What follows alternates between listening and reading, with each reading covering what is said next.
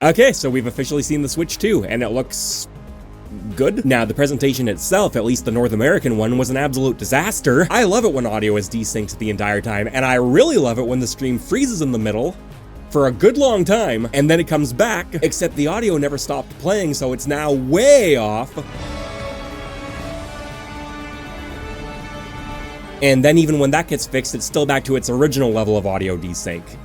There were like a million people watching that stream, man. Someone's getting fired over this. Now, if you were watching the European stream from the get-go, you probably had a much better time, but still not necessarily an insane time. This is not needs a comeback Nintendo like with the original Switch, right? They've already taken over the world again, now their job is more or less just following up on that. I was maybe even slightly underwhelmed by that initial snippet they showed off a while back. I was open to having my mind changed, you know, when I posted about it, a bunch of my comments said, oh, just wait for the full reveal, I'm sure things will be more elaborate. I was skeptical about those comments, and that skepticism, I'm gonna say, largely turned out to be founded. Now, the Switch 2 still is doing some cool stuff. That C button turned out to be like a communicate feature, which I was kind of expecting going in. Game chat is not only caught up to like the 360 days I remember fondly. God, the fact that the original Switch needed to use a mobile app, it was just so embarrassing. I'd say it actually looks pretty good. Screen sharing is cool. The built-in microphone on the console is cool. Now, I will say the fact that it's on the console itself and not the controller does make me a little squeamish. Anyone who's used a mic knows how quickly sound quality starts to degrade as you increase distance after all. They are using AI filtering to remove background noise and stuff like that, which has been around for a while. It works honestly pretty well when I've tested it. It is fairly computationally expensive though. And also it obviously heavily depends on the exact model they're using. I'm gonna call myself cautiously optimistic about that one. The camera looks fun. It's easy to mock and say like, oh, everyone just uses Discord nowadays. No, the reality is not everyone does. The integration into Mario Party was honestly the perfect showcase. I've played Mario Party online before, and I feel like you need at the bare minimum like a phone video chat to really get a whole ton of enjoyment out of it. It really is a game about people, so having bubbles follow your character around, yeah, that's cool. Not groundbreaking, not mind-blowing, but it is cool. And yeah, realistically, I'm basically describing the entire console here. Game share is cool to see back. If one person has the game, multiple people can play with them, including online. At the same time though, I was doing that back on the DS. Metroid Prime Hunters went hard with one cartridge. The console's obviously bigger and more powerful, but is largely the same. Now, bigger Joy-Cons is something that I'm personally really happy about. I've never really been able to come to grips with the original Joy-Cons, so seeing this new heftier version is a huge plus. They look like they might actually fit in my hands, and that sideways pop-in looks way more comfortable and natural. That said, like with the original Switch, I'm getting a Pro Controller as soon as I possibly can, and they actually have programmable paddle buttons this time. Man, it took them a while to catch up. That's honestly one of the more exciting features of the entire thing to me. Could definitely have some Smash implications. Beyond that, as expected, is basically just a more powerful Switch. Thankfully, it looks like a fairly substantially more powerful Switch, except for that mouse integration thing. That's interesting. We all pretty much knew that was coming, but it's nice to have confirmation. I'm a little curious how widely adopted it's going to be, because it's cool, but it's also going a bit against what the Switch is naturally aiming for, you know, that handheld console hybrid. Because if you're playing on the go, I'd have to imagine that's going to be pretty hard to use a lot of the time, and because so many developers want their games to be playable on the go, it seems like it generally sort of has to be relegated to an optional feature, right? A pretty cool option in some instances, but even then, you need a surface to play it on, so it's not necessarily super couch-friendly when you have your console plugged in. At this point, I'm still not 100% sure whether it uses a laser scan like a traditional mouse, or if it just purely goes off motion. If it uses a laser, that surface issue becomes way more prominent, and if it just goes off motion, that opens up a lot more inaccuracy. Now, the ability to use a mouse that also has tilt functionality is interesting, and two mice at once, I have to admit, I didn't even really consider that going in. Again, it feels like a fairly specific application, feels a little Wii-ish, to be honest, in terms of a gimmick level, and I'm not expecting it to be super fundamental, even for something like, say, a new Mario Party, right, which is often a showcase for the console's mechanics. I'm not sure how reasonable a demand it is for everyone to have two Joy-Cons on a surface like that. We are obviously going to see some cool stuff with it, I would imagine largely pushed by Nintendo, but going in, early guess, most games are just going to use traditional controls, which honestly, I'm okay with. I think it's the best outcome. I like when Nintendo has gimmicks, I like when Nintendo has creative options. I don't like it when they've tried to shove them down your throat in the past so much. So this is a nice middle ground. If you want to use it as a developer, you can, but it's not super focused. So yeah, this wasn't necessarily the time for Nintendo to reinvent the wheel again, but it does mean that while the console is cool, it's not blowing me away, which puts a lot of pressure on the games themselves, especially Mario Kart World. It's their first new Mario Kart in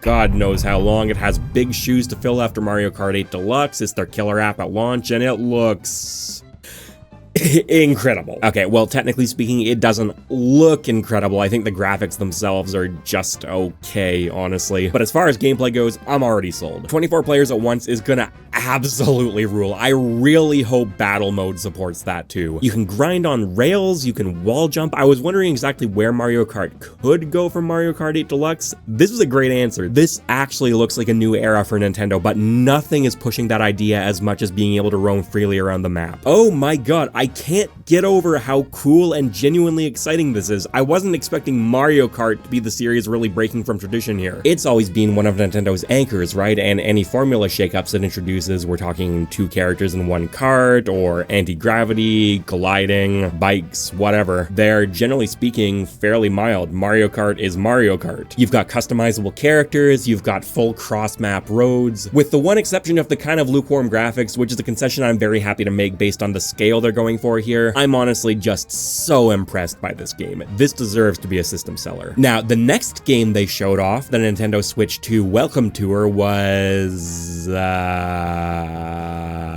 Hey, in a lot of ways, the Switch 2 is a pretty impressive looking piece of hardware, and I don't blame the engineers for being proud of it. So if Nintendo wants to throw together a little compilation game to show off what their console can do, who am I to stop them? It is a bit funny that it's so focused on the actual console hardware itself, but sure, let this be their Wii Sports moment. Oh, hold on, this isn't bundled with the console? You need to buy it? Okay, so this is less their Wii Sports moment and more their 1-2 Switch moment. So, in other words, no. No thank you. Some other originals. We got Drag X Drive. Wheelchair Basketball is an interesting take for a video game, I'll admit that. I think it was likely developed almost entirely as a showcase for the double mouse, and that's kind of what I mean about that control scheme, right? It's such a specific product you have to make to capitalize on it. Gotta admit though, it doesn't look bad. The DuskBloods was announced, an original FromSoft game that looks like it may well be a continuation of Bloodborne, exclusively for Nintendo. I didn't see that coming. It looks great based on what we've seen so far, and there's no real reason to expect anything less from FromSoft. It's just surprising. There's Hyrule Warriors Age of Imprisonment. Nope. Sorry. Tears of the Kingdom had their chance to make the imprisoning war interesting, and... Let me tell you about the imprisoning war. A tale of the imprisoning war. My secret stone. Secret stone?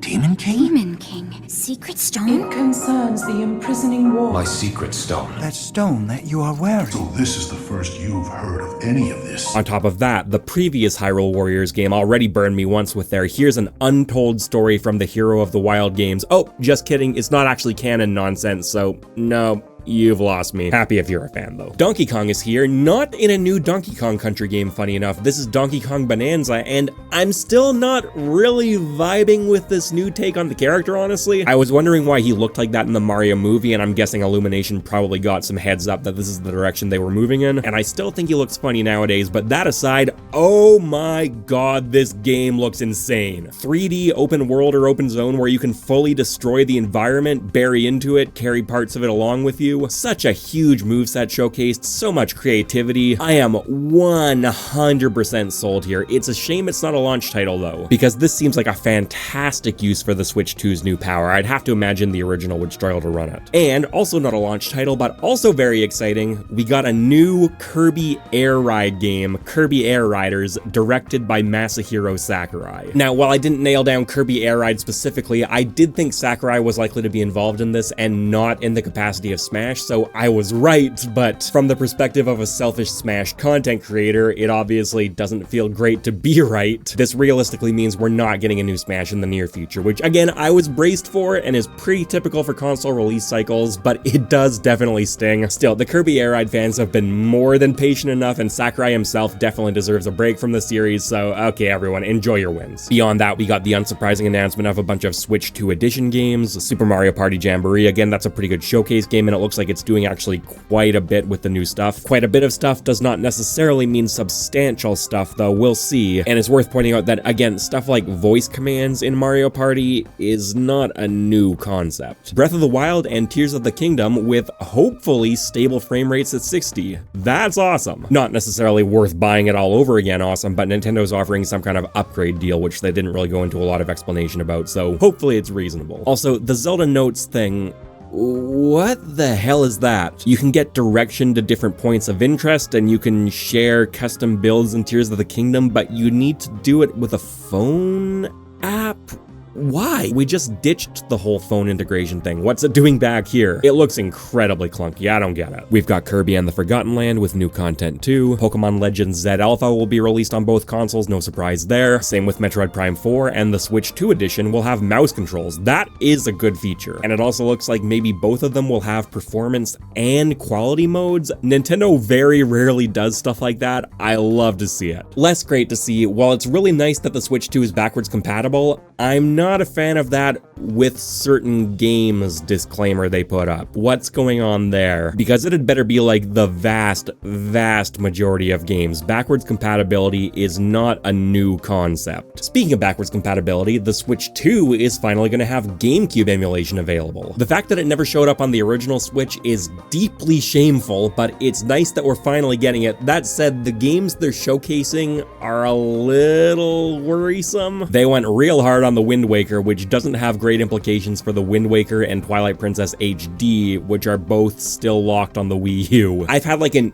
80+ page Twilight Princess retrospective script in my back pocket for a couple of years at this point, because every few months I hear a rumor that, yep, Twilight Princess HD is finally coming to the Switch, and I keep falling for it because it's such a reasonable sounding thing for Nintendo to do. It would really suck to get a couple of months in only to have to go re-record and lay down all the footage again, but at this point, I'm not even sure where to go with it. And as for the Wind Waker, I can't go back to no Swift sale, man. No. Beyond that, we got Soul Calibur 2 with Link. That's awesome. We got F-Zero GX with online multiplayer. That's awesome. We got customizable controls per game. That's awesome. We got a GameCube modeled wireless controller. That could be awesome depending on the build quality. You know who's going to care the most about that build quality though? Our Melee fans, and no mention of Melee, not even in the final reel. Oh boy, I really don't know how they're going to handle that. And then more expected third-party stuff. Silksong is real. Deltarune Chapters 3 and 4 are real. Borderlands 4, Civilization with mouse controls. Enter the Gungeon 2, Cyberpunk 2077. Elden Ring, Tarnished Edition, which actually looks pretty good. Project 007, better not be GoldenEye again, that's all I'm saying. Hades 2, Street Fighter 6, with amiibo compatibility. Those are still a thing. Yeah, actually pretty good third-party support so far. June 5th launch date, and it's available as a bundle with Mario Kart World, which I see very little reason not to get because the launch lineup so far is not honestly looking amazing from what I saw, but that really is the killer app. And overall, I'm gonna say, you know, I'm pleased. The Switch 2 shaves off a lot of issues with the original, and the power boost is more than warranted at this point. It's very obviously showing its age. As for what it means for content on this channel moving forward,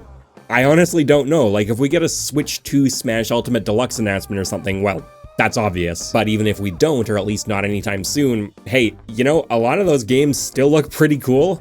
Some of them may show up here anyways, who knows? You know what would be fantastic? If the Switch 2 ran Smash Ultimate like 5% better so that Fountain of Dreams would never lag. Hazards on all day, baby. I'm not saying it would be a system seller, but goddamn, I'd be into it. In any case, thanks for watching.